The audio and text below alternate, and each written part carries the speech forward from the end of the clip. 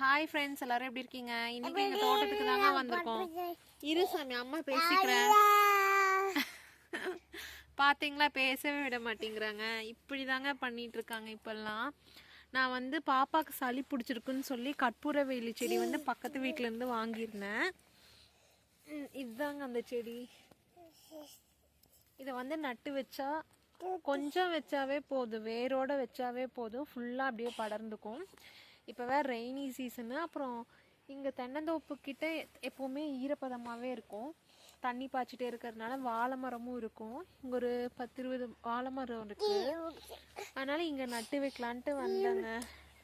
சளி பிடிச்சதுன்னா பாப்பாவுக்கு நான் தங்கம் இருசாமி ஓ சளி பிடிச்சதுன்னா நான் பாப்பாவுக்கு இந்த கற்பூரவள்ளி இலையை வந்து காய்ச்சி, அது எப்படின்னா சுடு தண்ணியில் நல்லா கொதிக்கிற தண்ணியில் மிளகு, சீரகம், மஞ்சள் தூள், அப்புறம் இந்த இலை வயசுக்கு ஏற்ற மாதிரி தான் போடணும். சின்ன பாப்பாங்கிறதுனால ஒரு 4-5 இலை போட்டால் போதுங்க. கசக்கியெல்லாம் போட தேவையில்லை, சுடு தண்ணிக்குள்ளே தானே போடுறோம். அந்த எசன்ஸ் அப்படியே இறங்கிடும்.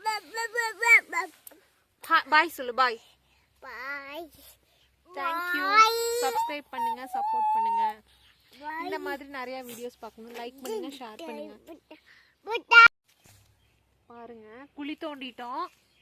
சும்மா மேலால வச்சுட்டா போதுங்க. நேற்று நான் வந்து தண்ணிக்குள்ள போட்டு வச்சிருந்தேன்.